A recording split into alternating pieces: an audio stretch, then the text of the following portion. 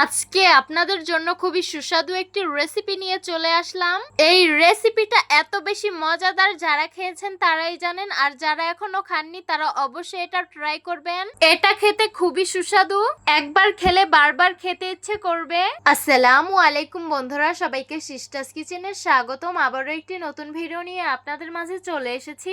আজকের রেসিপি হলো পোনা মাছের চচ্চড়ি। তো দেখতে থাকুন।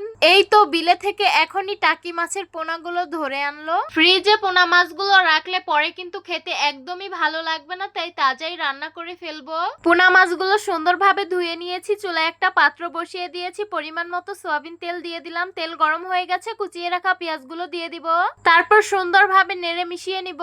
পরিমাণ মতো আদা রসুন বাটা দিয়ে দিব, স্বাদ মতো লবণ দিয়ে দিব, পরিমাণ মতো হলুদ মরিচের গুঁড়ো দিয়ে দিব। মশলাগুলো সামান্য ভেজে নিব। তারপর সামান্য পানি দিয়ে মশলাগুলো খুব ভালোভাবে কষিয়ে নিতে হবে।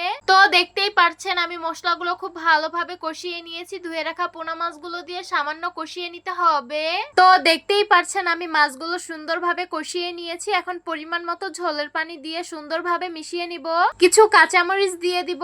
তো দেখতেই পারছেন তরকারিটা বলক এসে পড়েছে। পোনা মাছগুলো চচ্চড়ি করব, তাই পানি কম দিয়েছি। এখন পরিমাণ মতো ধনিয়া পাতা কুচি দিয়ে দিব। তো দেখতেই পারছেন আমাদের চচ্চড়িটা কিন্তু হয়ে এসেছে। আমরা কিন্তু আপনাদের খুবই সিম্পল ভাবে রেসিপি দেওয়ার চেষ্টা করি, যাতে এটা আপনারাও বাসায় ট্রাই করতে পারেন। বাই দ্য ওয়ে, আমাদের মাটির চুলার রান্না আপনাদের কাছে কেমন লাগে অবশ্যই কমেন্ট করে জানাবেন। এই তো আমাদের পোনা মাছের চচ্চড়ি হয়ে গেছে, এখন নামিয়ে পরিবেশন করে নেব।